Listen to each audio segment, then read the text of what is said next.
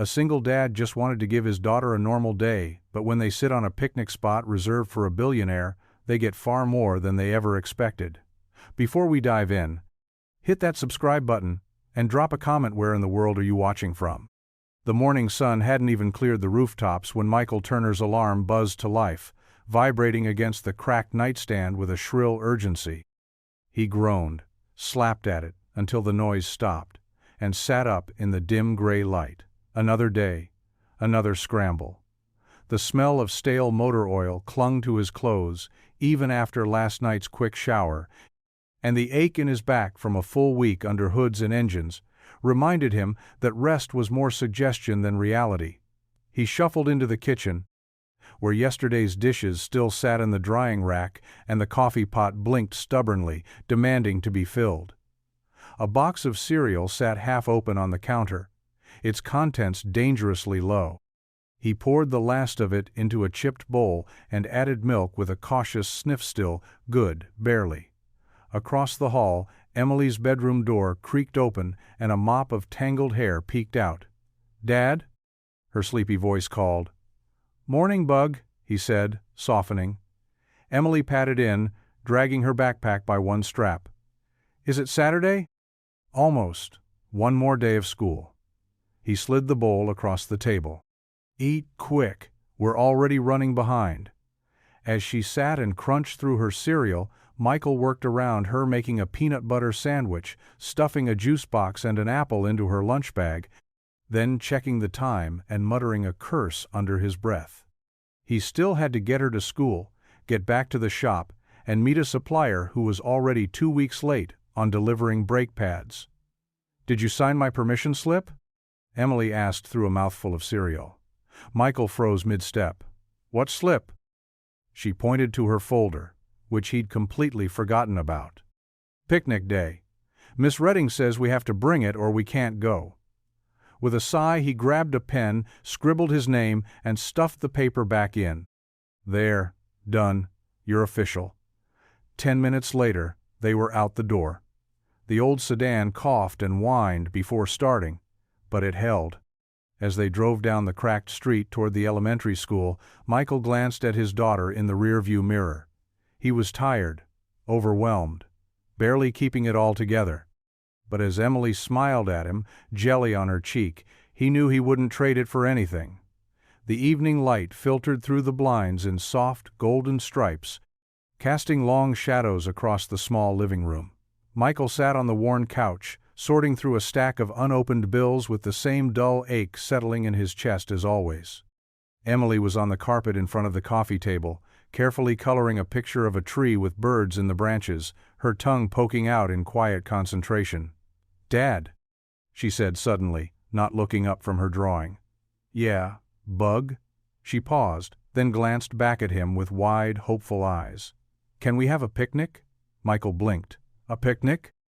"Like a real one," she said, sitting up straighter. "With a blanket and sandwiches and maybe juice boxes. In the park, like the families in the movies, not the backyard. A real one." He set the envelopes down slowly. "Where'd you get that idea?" "Lila had one last weekend. Her mom packed strawberries and everything," Emily said dreamily. "She said it was the best day ever." Michael managed a smile, even as his chest tightened. It sounded so simple, so normal. But everything these days had a price tag. Time, gas, groceries. He wanted to say yes without thinking. But his brain was already calculating how much a loaf of bread and a pack of juice boxes would eat into next week's grocery budget. "I don't know," he said gently, trying not to let the weariness in his voice show. "I've got a lot going on with work." Emily didn't pout or complain. She just nodded, looked down at her drawing, and started coloring again, but her smile had faded. Michael sat there for a long moment, watching her shoulders slope, watching the way her crayon slowed. He rubbed his hands over his face and sighed. "Hey, Bug?" She looked up again. He smiled, soft and crooked. "How about Saturday? We'll pack some sandwiches, find a sunny spot in the park, and have our own best day ever." Emily's face lit up like a sunrise. She jumped up and threw her arms around his neck. Really? Really, he whispered into her hair, holding her tight. Just don't forget the strawberries. Friday started like most days do, early and already behind. The hum of the space heater barely kept the morning chill at bay in Michael's small kitchen as he stood over a battered notebook, pen in hand, trying to stretch dollars like they were made of elastic. Rent was due in 5 days. The electric bill was late. And Emily had grown out of her sneakers again. But tomorrow was picnic day, and he was going to make it happen no matter what. He jotted down a grocery list on a torn receipt. Bread, peanut butter, jelly, juice boxes, apples. Maybe chips if they're on sale. His pen hovered over the page. He wanted to add something sweet. Maybe cookies, or those frosted animal crackers. Emily loved, but he crossed it out and kept moving. At the shop, business was slow. Too slow. 2 cars sat half-finished in the bay, waiting on parts that hadn't come in yet. A third customer had called to cancel a scheduled oil change, saying their cousin would do it cheaper. Michael sighed and rubbed his temples. He couldn't afford to close the shop, not even for half a day. But Saturday mornings were usually quiet. He'd risk it. Just this once. By mid-afternoon he slipped away to the discount grocer down the road, still wearing his grease-streaked coveralls. He pushed a wobbly cart past rows of dented cans and off-brand cereal, hunting for deals. Every item he picked up, he weighed in his mind cost versus joy. Would Emily notice if the juice boxes weren't the ones with the cartoon animals? Probably not. Would she miss the cookies? Maybe. He tossed in a small pack anyway and didn't look at the price.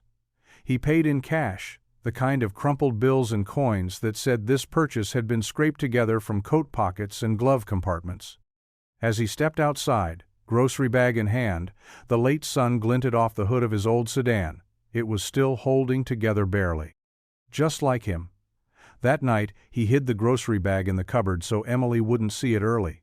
She was already asleep, curled in a blanket on the couch, a book slipping from her hand. Michael leaned down, brushed her hair back and whispered, "We're gonna have our picnic, kiddo. Promise." Saturday morning arrived with a pale sun and the kind of soft breeze that made everything feel a little more possible. Michael stood in the kitchen, jangling the handful of coins in his pocket like they were Lucky Charms. He had a few crumpled coupons tucked in his wallet, and a mental list memorized down to the last detail. It wasn't much, but it was enough for today, at least. Emily bounded into the room, wearing a too-small jacket and mismatched socks, her excitement radiating like a light bulb. "Are we still going to the store before the picnic?" she asked, already grabbing her little canvas tote bag like she was preparing for a grand adventure. "You bet," Michael said, smiling through the tension that never quite left his chest. "But only if you're my official shopping assistant." She saluted dramatically. "Sir, yes, sir." The grocery store was already buzzing when they pulled into the parking lot. Michael parked far from the entrance habit from years of protecting his car's temperamental engine from door dings and careless drivers. They walked in together, hand in hand, like they were stepping into something sacred.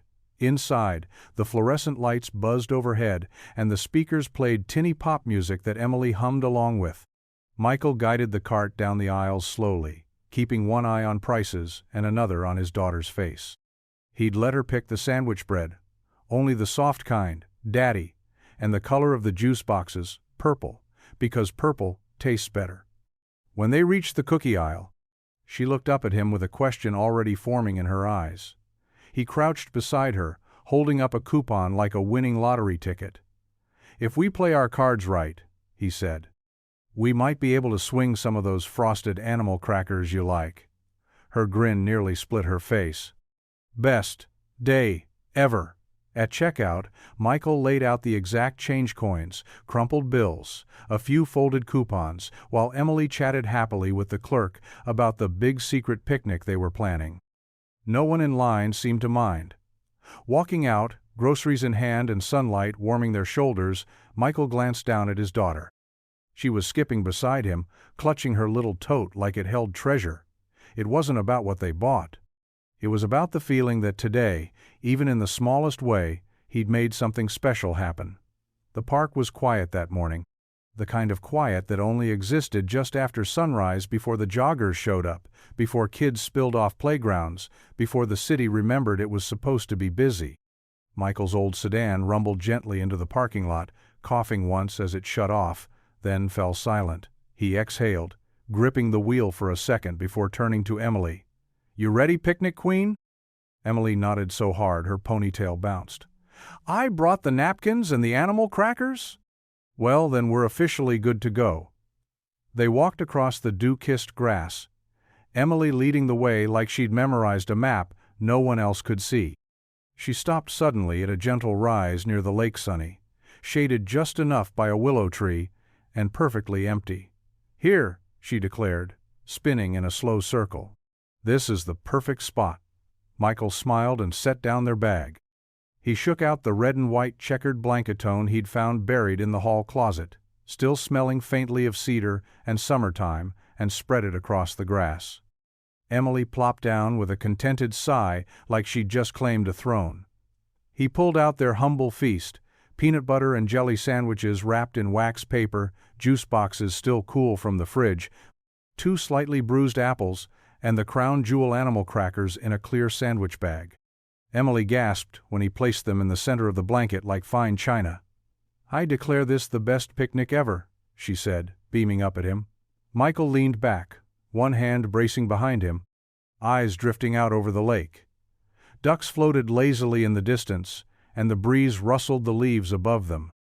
For the first time in a long time, the noise in his head quieted. What he didn't see, what neither of them saw, was the small white sign staked into the ground just a few feet behind them. The word "Reserved" printed in bold black letters. Below it, the name Savannah Hale. Michael reached for a sandwich and passed one to Emily. "Cheers," he said, tapping hers gently with his. She giggled. To best days ever. Neither of them noticed the black SUV that had just turned into the lot at the far end of the park. The first bite of Emily's sandwich hadn't even made it to her mouth when Michael noticed the 3 men. They emerged from the far side of the park path, walking in a tight formation, black dress shoes crunching the gravel, pressed slacks swaying in rhythm, each of them wearing an earpiece and the kind of expression that didn't leave room for small talk. Michael's stomach sank before he could place why. They didn't belong here, not with their tailored suits and mirrored sunglasses, not in a sleepy public park on a Saturday morning. He instinctively shifted, subtly placing himself between them and Emily, though she remained blissfully unaware, still holding her sandwich like it was treasure. "Sir," the tallest one said as they stopped just at the edge of the blanket. His voice was clipped, polished, not rude, but not friendly, either. "I'm going to have to ask you to move." Michael blinked. "Come again?" "This area is reserved." Michael looked around. The grass was wide and open. Other families were scattered under trees and on benches. "Reserved? It's a public park." One of the other men pointed behind him to the small white sign Michael hadn't noticed earlier. There it was, half hidden in the tall grass behind their blanket. "Reserved," the third man read flatly, like the word itself should have been obvious. "This entire space is booked for a private party scheduled to begin shortly." Michael's jaw tightened. He glanced at Emily, now looking up at the men with wide eyes, sandwich paused midair. Her smile had vanished. "We're just having a little picnic," Michael said, keeping his voice even. "We won't be long. Thought we'd come early, beat the crowds." The first man's jaw ticked. "Sir, I understand, but Ms. Hale's instructions were clear. This area needs to be cleared before her arrival." Michael stood slowly, brushing crumbs from his jeans. "Right, of course." Emily tugged at his sleeve. "But, Dad," he forced a smile down at her. "It's okay, Bug. We'll find another spot." As he began packing up their things, the tallest man spoke again, this time more awkwardly. "If it's any consolation, you picked the nicest spot in the park." Michael didn't answer. He just nodded once, quietly folding the checkered blanket as the sound of tires on gravel echoed behind them. The black SUV had arrived. The SUV door opened with a soft click, and out stepped a woman in white, not just white immaculate. Crisp, tailored slacks, a silky blouse, and dark sunglasses that reflected the sky. Her heels made no sound as they touched the grass, but somehow her presence rippled across the park like a stone dropped into still water. Michael had just zipped up the lunch bag when he noticed the men straightening. The tallest of them stepped aside like clockwork, clearing a path. "That's her," one of them muttered under his breath. "Ms. Hale." Michael turned fully now, squinting against the sunlight. Savannah Hale. The name sounded vaguely familiar, but it didn't click until he caught a glimpse of her face beneath the sunglasses, flawless, sharp, but not cold. He'd seen her once on a magazine cover at the garage, something about the new face of tech, and how she'd turned a family empire into a billion-dollar machine. And here she was, at the park. In front of their half-eaten sandwiches and a crumpled napkin with jelly on it, Savannah paused, her gaze flicking to the blanket, to the food, to Emily, clutching her juice box like it was a lifeline. Then, to Michael's sweat-darkened t-shirt, worn jeans, hands still stained faintly with grease. Her head tilted slightly, just a fraction, calculating, curious. "Everything all right?" she asked, her voice low, smooth like silk wrapped around steel. The lead man stepped forward. "Yes, ma'am, just a small delay. These folks didn't realize the space was reserved. They're moving now." Michael cleared his throat. "Didn't mean to step on anyone's plans. We thought it was open." Savannah looked at him for a beat longer than was comfortable, then turned her attention to Emily. "Nice spot you picked," she said gently. Emily blinked up at her, cheeks pink. "It has the best shade." A ghost of a smile crossed Savannah's lips. "It does." Michael should have felt embarrassed, maybe even a little angry at how casually this woman could own a slice of public space. But instead, what he felt was something stranger, like the moment wasn't over. Like she wasn't done with them yet. The men waited for her to give the final word, but she simply looked back at the blanket, the cookies, the girl, and said, "Give us a moment." Savannah stood at the edge of the blanket, arms loosely crossed, her expression unreadable behind her dark sunglasses. The breeze teased a strand of hair from her tight ponytail, but she didn't move to fix it. Michael, still crouched near the picnic bag, looked up slowly, unsure if he should speak or wait for her to pass judgment. Her security team hovered behind her like shadows, tense and ready. But she wasn't tense, not exactly, more observant. Like she was trying to understand something that didn't fit. Emily, unaware of the invisible weight between the adults, popped a grape into her mouth and tilted her head. "Are you coming to the picnic too?" Michael's breath caught. Savannah blinked, and for the first time, she lowered her sunglasses slightly. Her eyes were sharp sea glass green, and full of something that didn't match the rest of her carefully curated image. Not power, not annoyance. Curiosity. "I might be," she said softly. One of the security guards stepped forward. "Ms. Hale." She raised a hand, silencing him with barely a glance. Her eyes stayed on Emily. Michael stood, slow and cautious, rubbing the back of his neck. "Look, I didn't know this area was reserved. We'll move. It's not a problem." Savannah looked at him then, really looked. His face was weathered in that quiet, working man way. Not old, but worn. His shirt was faded, and his jeans had a small tear at the knee. Honest clothes. Hands that looked like they'd fixed 1,000 things no one else could. She didn't see defiance in him, just a father trying to give his daughter a moment of something normal. She took a breath. "How long were you planning to stay?" Michael shrugged. "Just long enough to make a memory." Something flickered in her expression, faint, almost imperceptible. A tightening around the mouth, a softening around the eyes.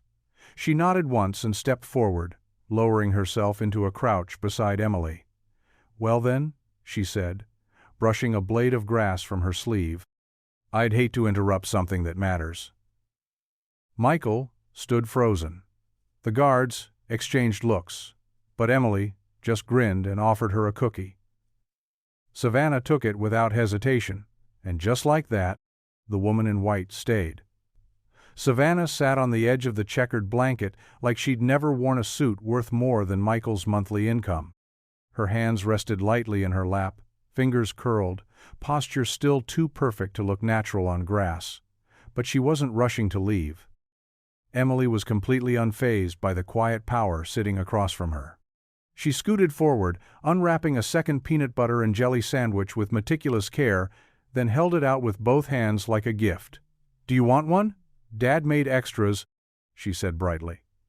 Michael opened his mouth to interject. Wasn't sure if Billionaire's ate PBJ from slightly squished wax paper, but Savannah's hand was already reaching out. "Thank you," she said. Accepting the sandwich with a grace that made the moment feel oddly formal, her gaze flicked briefly to Michael, then settled back on Emily. "It's been a while since someone offered me lunch without an agenda." Emily grinned, proud. "They're my favorite. We always use the kind of jelly with seeds, 'cause it tastes more real." Savannah smiled. Small. Careful. But it was real. "Sounds like a solid choice." Michael sat again, slower this time, still unsure whether this was happening or if he was hallucinating from budget stress and too little sleep. He watched as Savannah inspected the sandwich like it was an artifact from another life, then took a bite. Her eyes closed, just briefly, and for a moment, she looked more like a woman than a headline. "It's good," she said, almost surprised. Emily nodded. "Told you." Savannah glanced down at the crumbs in her lap, brushed them off with a quiet laugh. And Michael saw it, that flicker of something soft behind her polished exterior. A person. Tired, maybe. Lonely, even. Whatever armor she walked in with had started to loosen. Michael broke the silence gently. "Didn't think we'd be having a picnic with royalty this morning." Savannah raised an eyebrow. "Is that what I am?" Emily answered for him. "You have guards and sunglasses and fancy shoes. That makes you important." Savannah tilted her head. "Well, I suppose it does." But her eyes lingered on Emily, and for the first time in a long while, her smile didn't look like it had been practiced. The guards didn't know what to do. They stood just beyond the shade of the willow tree, exchanging silent looks, shifting their weight in expensive shoes that weren't made for grass. One of them cleared his throat softly, waiting for a cue from Savannah. It never came. Instead, she sat a little straighter, brushing invisible lint from her blouse before setting her half-eaten sandwich on a napkin. Then, with deliberate calm, she looked at Michael and said, "Mind if I stay a little longer?" Michael blinked. "You mean, here?" She nodded once. "It's been a long week, and this is the first quiet moment I've had in a while." Michael opened his mouth to respond, but couldn't quite find the words.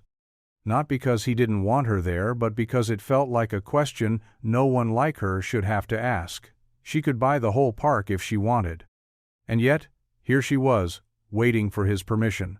Emily broke the moment with a simple, enthusiastic, "Yes." Savannah's mouth twitched into a smile. "Well then," she said softly, shifting on the blanket. "Thank you." She removed her sunglasses, setting them gently beside her, and Michael saw her eyes clearly for the first time, green and alert but not cold. If anything, she looked relieved. As though sitting here, in the middle of a low-budget picnic with a mechanic and his daughter, gave her some kind of space she didn't even know she needed. Emily held up the cookie bag again. "You can have another one. There's plenty." Savannah reached in and took a frosted elephant, studying it for a second before popping it into her mouth. "I don't remember the last time I had one of these." "They're good, huh?" Emily grinned. "Surprisingly, yes," Savannah said, chuckling. "And charmingly nostalgic." Michael leaned back on his elbows, watching the two of them. It was surreal. 10 minutes ago, he was packing up to avoid security. Now the billionaire tech heiress was sitting cross-legged on his old picnic blanket, munching animal crackers like she belonged. For once, he didn't overthink it. He just let the moment be. "Welcome to the best picnic in town," he said, tipping an invisible hat. Savannah smiled. "I believe you." By late morning, the sun had climbed higher, casting warm light over the lakeside and turning the blades of grass into gold-tipped threads. The park was beginning to stir. More families arrived with strollers and fold-out chairs. Joggers looped the walking path, and a few curious dog walkers slowed their pace near the willow tree, each doing the same subtle double-take when they noticed her. Savannah Hale, sitting cross-legged on a checkered blanket, eating a peanut butter and jelly sandwich off a paper plate. Michael noticed the glances, the hushed whispers, the way some phones half lifted before their owners second-guessed themselves. But Savannah didn't seem to care. She reached for a juice box, poked the straw in with minimal fuss, and sipped like it was a fine vintage. "This is charming," she said after a beat, glancing around. "The last lunch I had was a 300 salad served on a boardroom table with people arguing about server architecture." Michael chuckled. "Well, this is fresh off the Turner kitchen counter. No arguments, just jelly." Emily beamed. "And animal crackers." Savannah smiled down at the little girl. "Of course. The pièce de résistance." Across the park, her security team kept a wide perimeter, visibly uncomfortable, eyes scanning every movement, unsure whether to intervene or disappear. A man in a navy blazer spoke into his earpiece, murmuring something urgent. Another kept checking a tablet, as if hoping the surreal scene in front of him might resolve itself. Savannah caught the looks, glanced over her shoulder, and gave a small shake of her head. It was enough to make them stand down physically, at least. Their confusion lingered like fog. Meanwhile, Emily handed Savannah a paper napkin, giggling when it tore a little. "Sorry, that one's kind of crinkly." "It's perfect," Savannah said, carefully dabbing the corner of her mouth. Michael watched her, still trying to process the strange alchemy happening before him. A woman born into fortune, whose face had graced magazines and investor conferences, now sitting barefoot on his old blanket, eating the most humble meal a father could piece together with coins and coupons. It wasn't just surprising, it was human. And that, more than anything, was what made it feel real. The sun had settled high above the trees, filtering through the willow branches in lazy, dappled patterns. The lake shimmered quietly, ducks gliding past in tight formation, and the low hum of the park life carried on in the background. Muffled conversations, the creak of a stroller wheel, a burst of laughter from the playground down the path. But beneath the tree, it was still. Peaceful, in a way that felt rare. Savannah sat with her legs stretched out on the edge of the blanket, one hand resting on the grass, the other loosely holding the stem of an empty juice box. Her heels had been quietly kicked off sometime during the last hour, and she'd tucked her feet under her like she belonged there. Michael leaned back on his elbows beside her, watching as Emily tried to stack animal crackers into a tower. She'd made it to 4 before they toppled, sending her into a fit of giggles that rang out like music. Savannah smiled softly, almost sadly. "You know," she said, not quite looking at Michael, "I came here to be alone." Michael turned his head toward her. "Funny place to look, for solitude." She gave a light shrug. "Not when you own the permits and can reserve half a park." "Touché," he said, smiling. She exhaled slowly, gaze still fixed on the rippling lake. "I had 6 meetings yesterday, one right after the other. The last one ended with a board member telling me I was too emotional to be CEO because I said no without smiling." Michael frowned. "Sounds like someone who's never fixed a carburetor." That made her laugh, a real one this time, short and surprised. "Yeah, I don't think they've ever fixed much of anything." There was a pause. "Not uncomfortable, just open." "When I heard Emily laugh," she continued, her voice lower now, almost reverent, "it cut through everything. The emails, the press, the noise in my head. For a second, it was just that sound, clear, untouched." Michael glanced at her, and for the first time, he saw it under the designer blouse and polished words, the weight she carried. The kind you couldn't measure in dollars. "You ever get that?" she asked. He looked out at the water, then down at Emily, now sorting crackers into pretend teams. "Every day," he said. "That's why I keep showing up." Savannah nodded, quiet. The breeze tugged gently at her hair, and for a little while longer, she stayed right there. It started with a single photo. Someone across the park had taken it, blurry, but unmistakable. Savannah Hale, barefoot on a checkered picnic blanket, sipping from a juice box and smiling down at a little girl with pigtails and mismatched socks. A man sat beside them, rugged and unpolished in his grease-streaked jeans, laughing at something the girl had said.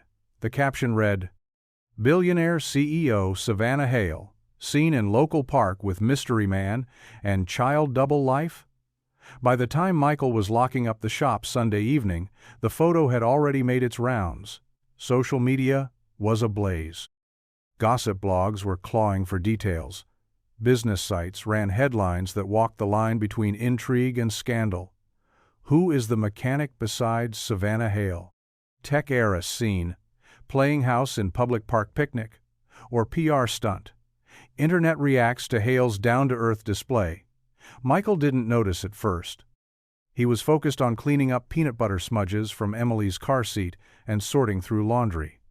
It wasn't until his buddy Jared from the tire shop sent him a link that the weight of it hit. He sat on the couch, staring at the screen.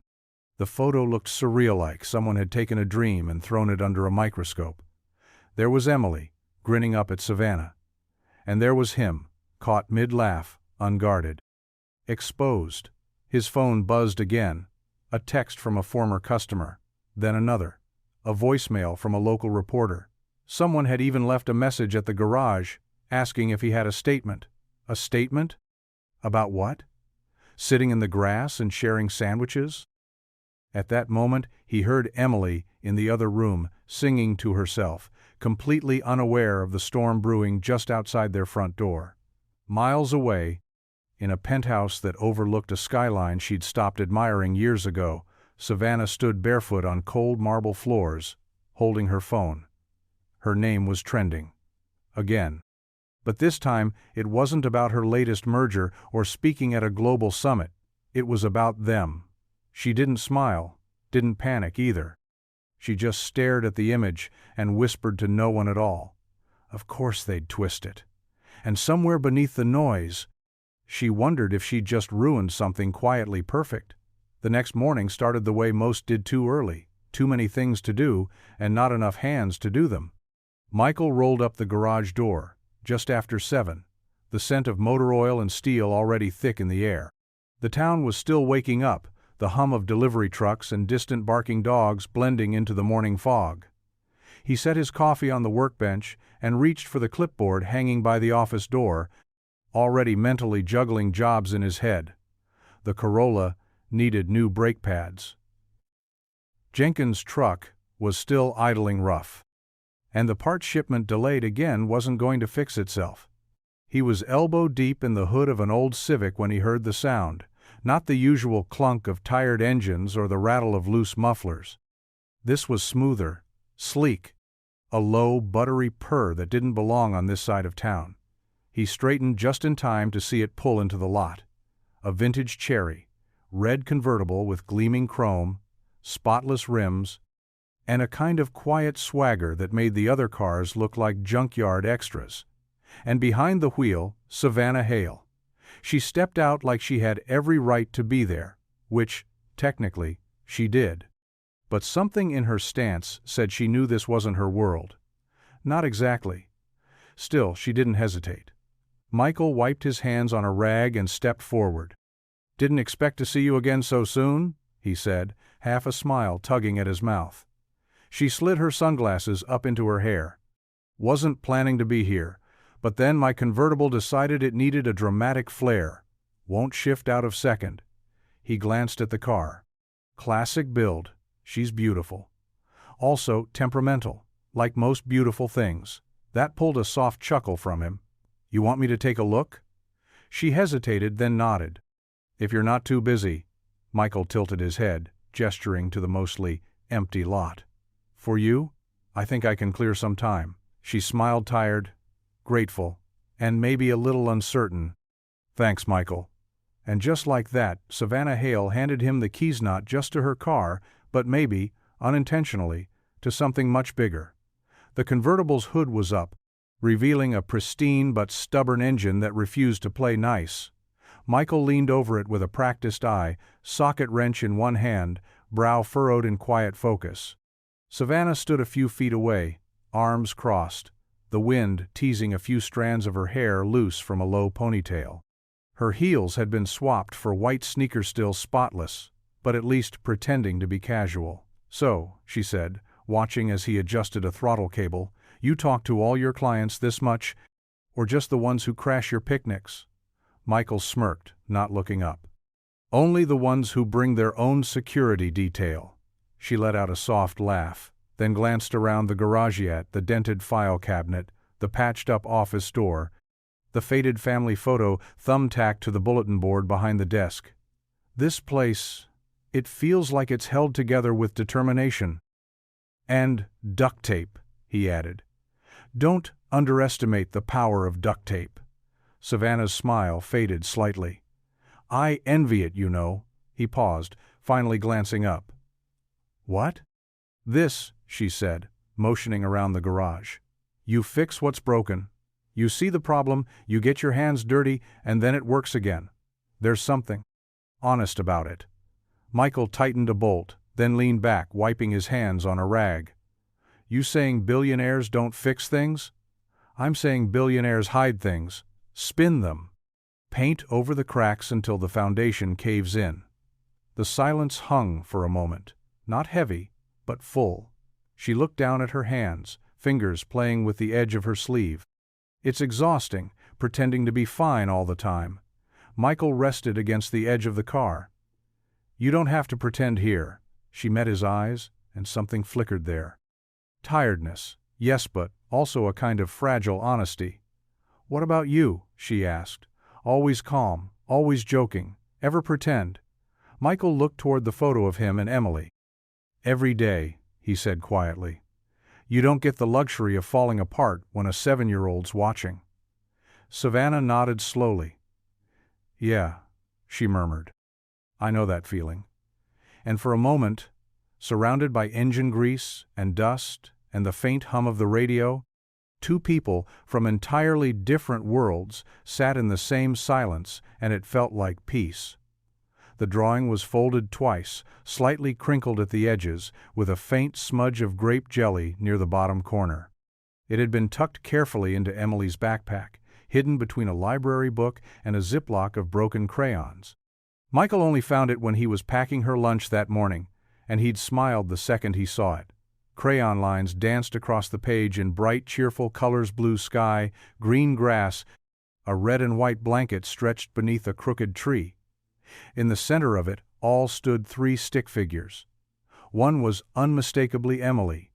Big ponytails, pink dress, wide smile. Beside her was a taller figure with short brown hair and a blue shirt, Michael, of course. And next to them, wearing a long yellow dress with a sparkling silver crown drawn in with glitter glue, stood the picnic princess. That's what Emily had written beneath it, in her best second-grade handwriting. The picnic princess. Michael showed it to her when she came into the kitchen, barefoot and yawning. "You made this?" Emily nodded, already reaching for the cereal box. "Yeah, it's for her." "For Savannah?" "Mm-hmm." She poured a generous heap of cereal. "She said she didn't get to color much as a kid, and I figured maybe she'd like a picture, so she won't forget." Michael looked down at the paper again. The crown was a little off-center. The arms were stick-straight. But somehow, it was perfect. Later that afternoon, when Savannah stopped by to pick up her fixed convertible, he handed it to her in an envelope, without a word. She opened it right there by the counter, and something in her expression shifted. The kind of shift that wasn't meant for cameras or press releases. A breath caught. A blink that lasted a little longer than normal. "She made this for me?" she asked quietly. Michael nodded. "Said it was so you wouldn't forget the picnic."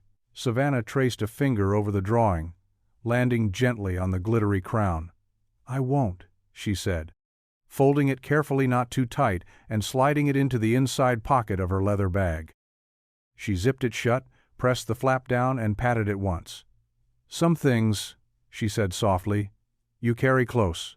The convertible purred like a dream as Savannah eased it into the shop lot, the engine's once stubborn growl now a smooth, elegant hum. Michael wiped his hands on a rag and stepped out from beneath the hood of an old Ford, raising an eyebrow as she parked with practiced grace. She stepped out, no sunglasses this time, just clear eyes and a subtle smile that didn't feel like it belonged to the woman plastered across magazine covers. He expected her to thank him again for the repair, maybe offer a ride around the block to show off the smooth shift between gears. What he didn't expect was the manila folder she pulled from her bag. "I have something for you," she said, holding it out. Michael hesitated before taking it. It felt heavier than paper should. "Open it," she added. Inside, crisp documents. Letterhead with a logo he recognized: Hale Motor Heritage Division. A formal contract. Terms, compensation, responsibilities. A salary that made his stomach flip. "What is this?" he asked, flipping pages slowly. "I want you to work for me," Savannah said plainly. "Full-time. Restoring, maintaining, and managing my vintage collection. You'd have your own garage on the estate, access to anything you need. Resources, staff, everything." Michael blinked. "You're serious?" "I don't make offers I don't intend to follow through on." He stared down at the folder. The numbers alone were staggering. Steady income, benefits, a future that didn't depend on whether Jenkins' truck stalled again or whether the rent could be paid on time.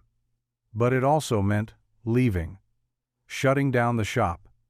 The place he'd built from rust and hope. The one with the creaky office chair and the wall of photos. It meant pulling Emily out of the neighborhood she'd grown up in.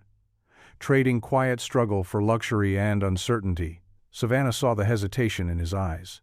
"I'm not trying to take anything from you," she said. "But I see talent when it's right in front of me. And I'd rather give you a better way to use it than watch you burn out fixing busted mufflers for people who don't pay on time." Michael looked up at her. Heart thudding. It was everything he thought he'd wanted. But was it everything he needed? Word got around fast in Maplewood, faster than Michael expected, faster than he liked. By Monday morning the town might as well have held a press conference. Some people found out through whispers at the diner, others from the barber shop, where Savannah's cherry-red convertible had become the talk of the hour. A few had seen the news online, those same blurry picnic photos now paired with headlines like "Local Mechanic Offered Life, Changing Deal by Billionaire Heiress," and just like that, everyone had an opinion. At the garage, Jared stopped by with a coffee and a raised brow. "So it's true," he asked. "You're leaving this place behind for some castle on a hill?" Michael leaned against the workbench, arms crossed. "Didn't say I was leaving anything, just weighing my options." "Man, come on," Jared said, shaking his head with a grin. "You're the only guy I know who gets handed the golden ticket and hesitates." But not everyone saw it as a golden ticket. At the grocery store, Mrs. Fallon, the elderly woman who came in every 3 months with her beat-up Buick, clucked her tongue as she handed over a coupon. "That woman doesn't live in our world, Michael. People like that always take more than they give." At school pickup, one of the other parents leaned over with a polite smile too tight to be sincere. "So, I guess we'll be seeing less of you? Or none at all once you've moved on up?" Michael just nodded, the weight in his chest building with every interaction. Even the regulars at Duffy's bar weighed in. Some called him crazy for waiting. Others called him reckless for even considering it. "You think she'll stick around?" someone muttered under their breath. "Or is this just her latest charity project?"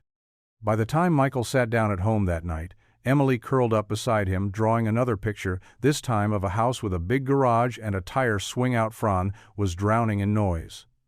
He looked at her calm, her certainty, her innocence. Everyone else saw a headline, a paycheck, a risk.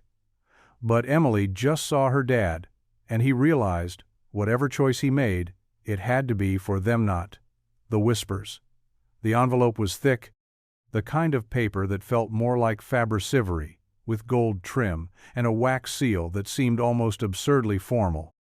Michael found it stuck between the shop's bills, slipped through the mail slot sometime during the afternoon. No return address, just his name in graceful handwriting across the front. He opened it with grease-streaked fingers, careful not to smudge the ink. Inside was an invitation, elegant script. Savannah Hale requests the pleasure of your company at the Hale Foundation Winter Gala, black tie. Friday evening, 7 p.m. The Orpheum Hotel, Grand Ballroom. And beneath it, a handwritten note. I'd love for you to bring Emily. He stared at the card like it might suddenly explain itself. It didn't. Later that night, he placed it on the kitchen table while Emily munched on her mac and cheese, swinging her feet beneath the chair. "What's that?" she asked, eyeing the fancy paper. Michael exhaled. "We've been invited to a fancy party." Emily's eyes widened. "Like with dresses and chandeliers and dancing?" "Something like that," she gasped, nearly dropping her spoon. "Are we going?" He hesitated. "I don't know, Em. It's not really our kind of thing." "But she asked us. Both of us." That part stuck with him. Savannah could have invited just him, but she hadn't. She'd asked for Emily, too. As if she understood that they were a package deal. No version of Michael came without his daughter. Emily leaned forward, eyes shining. "Can I wear sparkles?" Michael laughed, despite himself. "You can wear all the sparkles." She squealed and jumped down from the chair, racing to her room to dig through her makeshift dress-up box. But as she disappeared down the hall, Michael picked up the invitation again, running his thumb over the raised letters. Black tie. He didn't even own a proper tie, let alone one that could blend in with tuxedos and champagne towers. The excitement in Emily's voice still echoed through the apartment. And Michael? He felt something between pride and panic. Because he knew how to fix engines. But he didn't know how to walk into a room where people already believed he didn't belong. The Orpheum Hotel glowed like something out of a fairy. Tale every window lit, every marble column wrapped in winter white garlands and tiny golden lights. The valet raised an eyebrow when Michael pulled up in his weathered sedan, but said nothing as he took the keys with a polite nod. Michael stepped out in a borrowed suit navy, a little tight in the shoulders, sleeves a touch too short but clean, pressed, and topped off with a dark tie he'd spent 20 frustrating minutes trying to knot. Beside him, Emily practically shimmered in a hand-me-down dress covered in sequins, her curls pinned back with glittery barrettes. She clutched his hand with a kind of awestruck wonder that made the moment feel worth every bit of discomfort. Inside, the ballroom was a cathedral of wealth. Crystal chandeliers spilled light like champagne. Music from a live quartet danced over the sound of clinking glasses and the low hum of conversation. The people glittered just as much as the decor-tailored tuxedos, silk gowns, heels that clicked like punctuation marks on marble floors. Michael swallowed hard, shoulders tightening as they stepped through the grand archway. He didn't belong here, that much was obvious. He could already feel the glances, the quiet sizing up, the too polished smiles. "Dad," Emily whispered, tugging his hand. "It's like a princess castle." He knelt beside her, adjusting her sparkly headband. "That's because you are a princess tonight, kiddo." Her face lit up. "Now that," a familiar voice said, warm and amused, "is exactly how to arrive." Michael turned and there she was, Savannah. Elegant in an off-the-shoulder black gown, her hair swept into soft waves, diamond studs catching the light. But her smile? That was what disarmed him. Not rehearsed. Not formal. Just real. "You clean up well," she said, eyes sweeping over him with a softness that made his pulse stutter. "You look," he trailed off, then gave a quiet, honest, "Wow." She held out her hand. "Dance with me?" He hesitated, glancing at the swirling crowd. "I don't know the steps," he admitted. "I'll teach you," she said, her voice low, eyes steady, and before he could talk himself out of it, Michael took her hand. It was warm, certain, unshaking, and as she pulled him gently onto the dance floor, everything else, the whispers, the stares, the polished perfection began to fade into the background. The article hit the internet just before sunrise, buried halfway down the entertainment site's homepage, beneath celebrity breakups and red carpet fashion critiques. But by mid-morning it had made its rounds. Faster than wildfire. Faster than anyone could control. Savannah Hale's mystery man, widower, mechanic, and liability? Michael first saw it when Jared texted him the link with nothing but a grim-faced emoji. He clicked it reluctantly, his stomach already tightening. The headline was followed by a grainy shot from the gala Michael in his too-tight suit, Savannah's hand on his arm, both of them mid-laugh. Below that, the tone shifted, colder, crueler. The piece laid everything bare. His wife's death in a car accident 7 years ago. The mountain of medical bills that followed. The eviction notice he once fought off by working double shifts and pawning his wedding ring. His small shops near closure during the worst of the pandemic. Even Emily's early days in a community daycare program had been dragged into the light, each fact twisted just enough to sting. The writer painted a picture not of resilience, but of a man clinging to the coattails of someone powerful. From auto shop to ballroom, has Hale's taste in charity extended to her personal life? The closing line asked. By the time Michael reached the end, his ears were ringing. He didn't care that they called him poor. He'd lived it, survived it, but dragging Emily into it? Digging through the most painful chapter of his life for clicks and curiosity? That was different. The garage phone rang off the hook all morning. Reporters, bloggers. A news crew even showed up outside, snapping photos of the peeling paint on his garage sign like it told them something about his soul. Michael shut the door, locked it. Closed the shop early without a word. When he picked up Emily from school, she asked why her friend's mom said their picture was on the internet. He smiled the way only a dad could, forced, practiced. Hollowan told her he'd explain later. But inside, a storm was already brewing. Because it wasn't just about embarrassment. It was about what happened when your real, life messy, flawed, honest was shoved under a spotlight that never asked your permission. Savannah sat in her office, high above the city, where the skyline stretched like a painting, and the world below felt smaller than it was. The windows were tinted, the lights dimmed, but the glare from her phone screen felt blinding. Her name was trending. Again. So was Michael's. And Emily's. She hadn't planned for this. The gala had been a risk, sure, but she'd thought it through, or she'd convinced herself she had. A quiet invitation, a soft entry into her world, one evening of simple warmth in a place full of cold glass and sharper smiles. But the internet didn't care about warmth. It cared about weakness. About headlines. And now, Michael and his daughter were being dissected in places they'd never asked to be seen. She closed her eyes and leaned back in her chair, fingers steepled against her lips. There had been a meeting that morning, her PR team suits and screens and carefully worded advice. One had said gently, "It's not just about your image, it's about the foundation, the board, the investors." Another said, not so gently, "He's not safe. You have to distance yourself." But it wasn't just about her. It was about Emily, a little girl who still believed in glitter and juice boxes and princess picnics. A little girl now being whispered about in circles she should never have to imagine. Savannah opened the drawer of her desk and pulled out the drawing, Emily's masterpiece. The picnic princess, crown and all, stick arms stretched toward a crooked, smiling sun. She ran her thumb over the glitter-glued crown and felt something like shame. She hadn't reached out since the article. She hadn't returned Michael's call. Not because she was angry, but because she was scared, not of him, of what her life might do to his. Because for all her power, she couldn't protect them from the machine she lived inside. And the truth she kept circling, but hadn't yet said aloud, echoed now like thunder.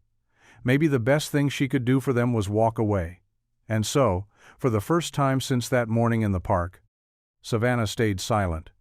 The wind had picked up that evening, scattering leaves across the sidewalk and rattling the rusted sign outside Michael's garage. He sat on the front steps of their apartment, a mug of lukewarm coffee in his hands, staring out at nothing. Emily was inside, humming to herself as she colored, oblivious to the noise swirling just beyond their walls. It had been 3 days since the article. 3 days of flashing cameras parked across the street. Of phone calls he didn't answer. Of people pretending to be curious when what they really wanted was a story. And 3 days of silence from Savannah. He hadn't blamed her, not really. Not when the entire world was watching, waiting for her to make a move. He imagined the pressure, the headlines, the lawyers in glass offices telling her what was best for her image. And maybe they were right. Maybe keeping her distance was the safest thing. But that didn't make it hurt less. He thought about calling her again. He thought about driving to her office, demanding to know why everything had changed so fast. But every time he looked at Emily, soft-eyed, wide-smiling Emily, remembered what this had always been about. Keeping her safe. Keeping her whole. That meant protecting her from the noise. From the cliques. From people who twisted kindness into spectacle and turned simple joy into something scandalous. That night, he sat her down at the kitchen table. "Hey, Em," he said gently. "Remember that fancy garage job we talked about?" She looked up from her drawing. "The one with the cool cars?" He nodded. "I think I'm going to say no." Her eyes widened. "Why?" Michael hesitated, choosing his words with care. "Because sometimes big things come with big problems. And right now, I think what we need is small, safe, us." Emily blinked, then slowly nodded. "Okay," she said, "as long as we still do picnics." He smiled. "Always." He tucked her in that night, brushing a curl from her forehead. And as she drifted off to sleep, Michael sat beside her in the quiet dark, feeling the weight of a decision that wasn't easy but was necessary. Sometimes, choosing peace meant walking away from something good before it could break you. The park looked smaller without them. Savannah stepped out of the town car and pulled her coat tighter around her, the early evening chill settling into her bones like regret. The sun hung low on the horizon, bleeding soft gold into the sky, but it didn't offer much warmth. The willow tree swayed gently in the breeze, its long branches dancing like they remembered laughter that wasn't there anymore. She walked slowly, her heels crunching softly over the gravel path. No guards. No assistant. No distractions. Just her and the hollow ache she hadn't managed to shake since the silence between her and Michael had grown too wide to cross. When she reached the patch of grass where the checkered blanket had once been, she stopped. The ground was bare now, scattered with brittle leaves and a few forgotten feathers from the ducks that still wandered the lake's edge. The reserve sign was gone. No security perimeter. No curious stares. Just the echo of a moment that had felt like something real. She sat on the cold wooden bench, one leg crossed over the other, her hands resting on her lap. For a while, she just stared at the water, letting the quiet settle in her chest. She could still hear Emily's laughter in her memory, bright and unfiltered. She could see Michael leaning back on his elbows, smiling with the kind of ease she'd never seen at any gala, in any boardroom, and now it was gone. Not because she didn't want it, but because she hadn't known how to hold it without breaking it. She reached into her coat pocket and pulled out the folded piece of paper she hadn't stopped carrying. Emily's drawing, The Picnic Princess. She smoothed it out gently on her lap, brushing her thumb over the glitter glue crown. "I should have fought harder," she whispered. A duck quacked in the distance, a soft sound that was met with silence. Savannah sat there until the sun slipped below the treetops, painting the lake in fading light. When she finally stood, the spot remained empty, untouched. But in her pocket, she carried the only proof it had ever been real. The letter was written in purple ink on lined notebook paper, the kind with wide margins and little flowers drawn in the corners. Emily had taken her time with it, tongue poking out as she carefully looped her letters, asking Michael to help her spell a few big words. She didn't tell him everything she was writing, just that it was important. He watched her from the kitchen, a gentle ache in his chest, as she folded the paper and sealed it in an envelope she had decorated with glitter stickers and a tiny, crooked heart. "Do you think she'll get it?" Emily asked, holding it up like it was something sacred. Michael nodded. "Yeah, Bug. I think she really needs it." They walked to the postbox together, and Emily slid the letter in with both hands, standing on tiptoe to be sure it dropped all the way through. She looked up at him after, satisfied, like she'd just finished something only she could do. "I hope it makes her feel better," she said softly. Miles away, in the glass and steel quiet of her penthouse, Savannah opened the mailbox in her private office without much thought. It was mostly formal invitations, sealed contracts, things that passed through her life without leaving a mark. But one envelope stood out. Purple ink, glitter stickers. A name written in slightly wobbly handwriting. Miss Savannah Hale. Her breath caught. She opened it carefully, unfolding the lined page as if it might tear from too much pressure. And then she read, "Dear Savannah, I know sometimes people go away, like my mom did, and sometimes your heart gets real quiet, but that doesn't mean they're gone forever. Because if you miss someone, and you remember them really big in your heart, it's kind of like they're still there. You made me laugh, and you liked my sandwich, and you didn't even care that I got jelly on your shoes. That's why you're special. It's okay to miss people. My mom is still in my heart. You can be too. Love." Emily Turner Savannah read it twice, then pressed the paper to her chest, eyes stinging. Sometimes, children know more about healing than adults ever will. It started with a knock. Michael looked up from beneath the hood of a battered pickup truck, wiping sweat and dust from his brow. He wasn't expecting anyone. Business had been slow, and the last thing he needed was another reporter or curious passerby looking for a soundbite. He braced himself for more questions he didn't want to answer. But when he opened the garage door, what he saw wasn't a stranger. It was a truck. A brand new flatbed pulling into the lot, followed by a team in matching uniforms marked Hale Motors Restoration Division. They moved with quiet precision, no fanfare, no flashy logos. Just tools in hand, and blueprints rolled under their arms. Michael stepped out, confusion hardening into cautious disbelief. The woman in the passenger seat of the lead truck stepped down first. Savannah. She wore jeans and a soft gray sweater, her hair pulled back. No makeup, no press behind her, just that same calm, sure look he remembered from the park. The one that didn't demand space. The one that offered it. "Hope you don't mind," she said, walking toward him, a folder tucked beneath her arm. "I decided it was my turn to fix something." Michael crossed his arms, blinking at the team unloading new signage, tools, and fresh siding materials.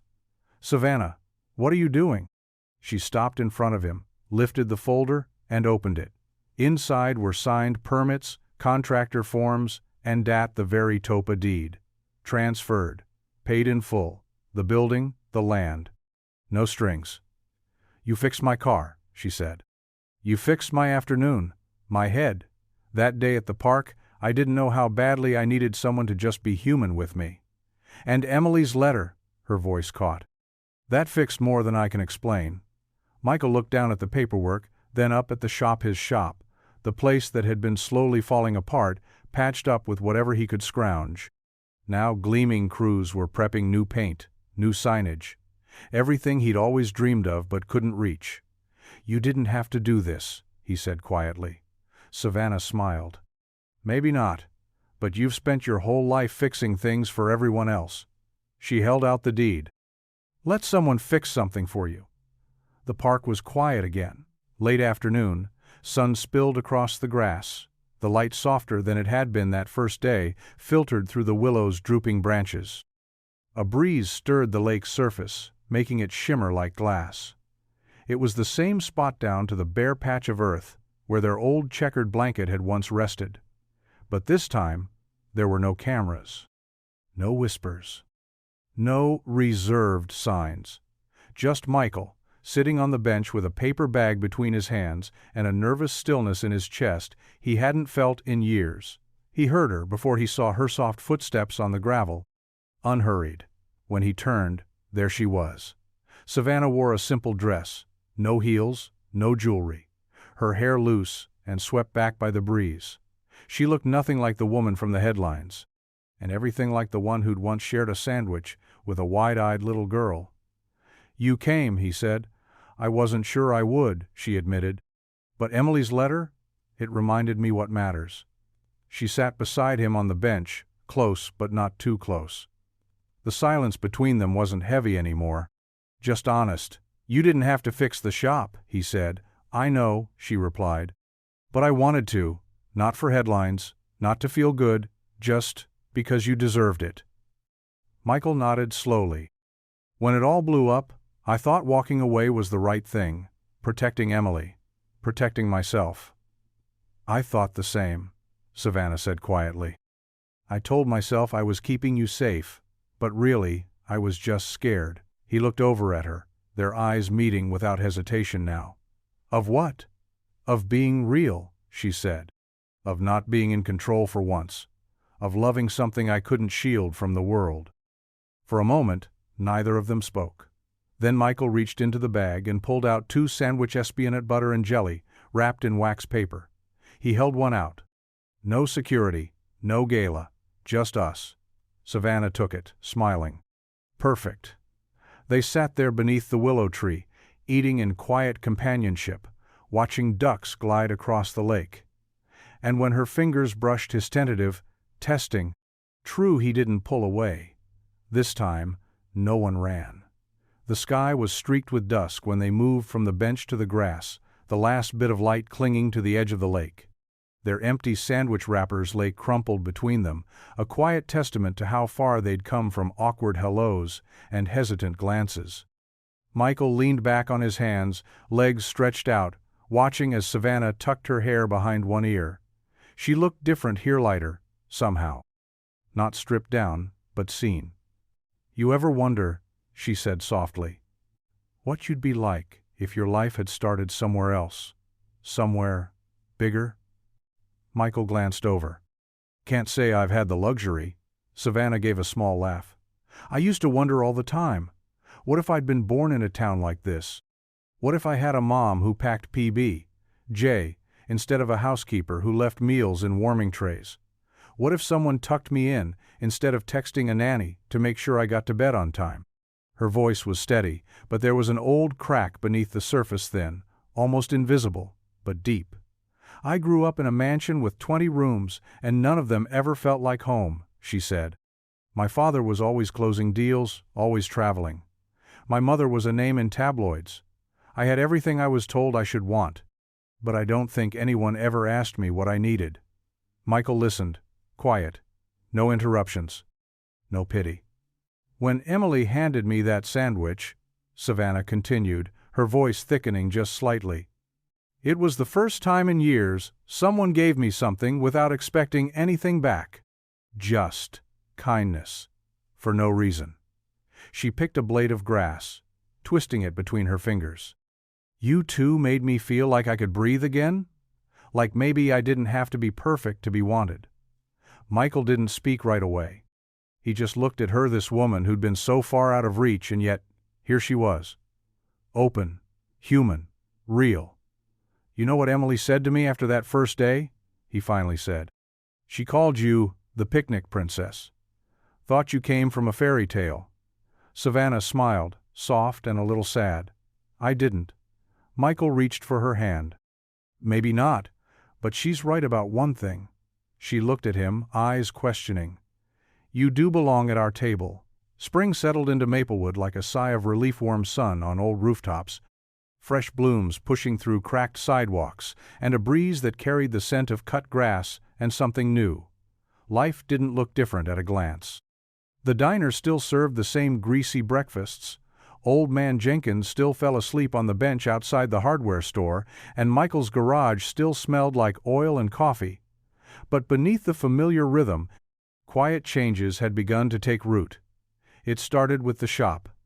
What had once been a tired, leaning building now stood tall with fresh siding and a bright new sign, Turner, Co. Auto honest work, local heart. The company part wasn't for a partner. It was for Emily. Michael said she earned it. Then came the community center repairs. New windows, better plumbing, a fresh coat of paint, no press releases, no grand ribbon cuttings. Just invoices paid in full, contractors hired from the next town over, and supplies delivered overnight. All discreetly handled through a new foundation Savannah had established under a different name. Maple Root Fund, no headlines. Just help.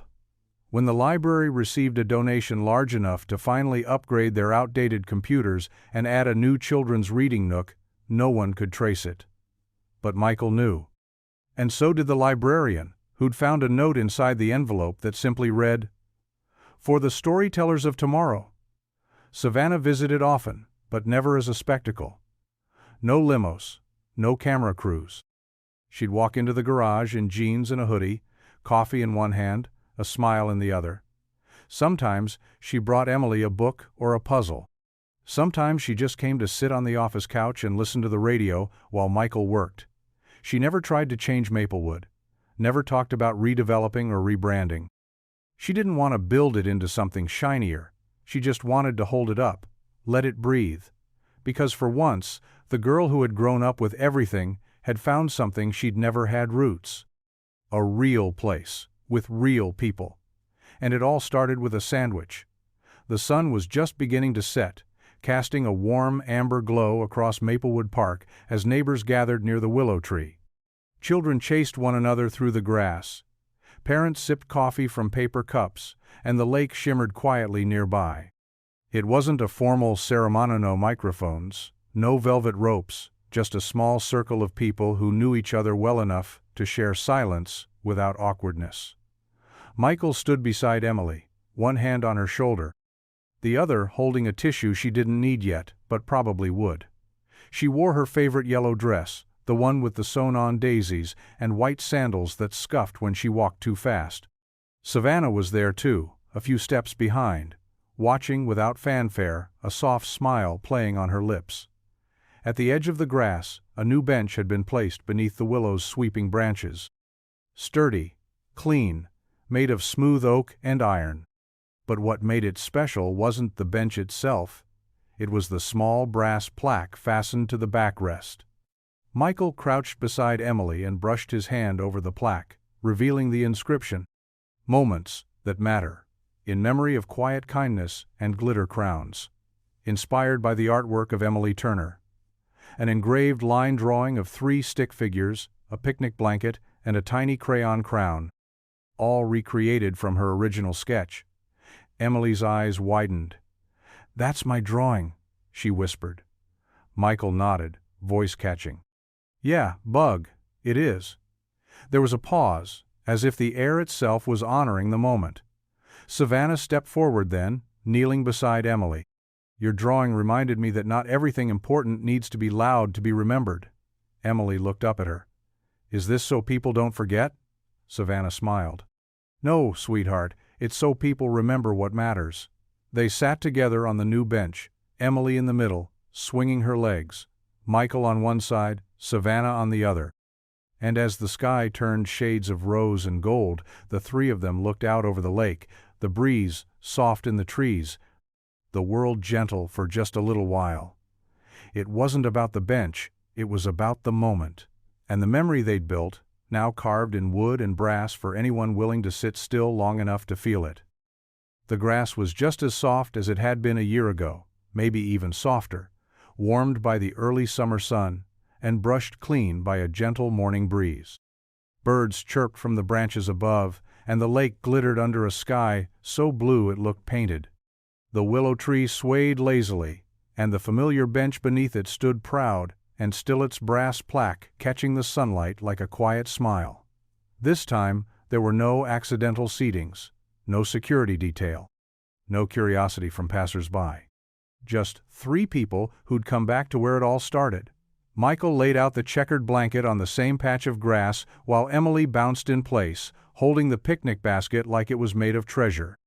She'd insisted on packing it herself: peanut butter and jelly sandwiches, apple slices, a thermos of lemonade, and of course, a bag of animal crackers.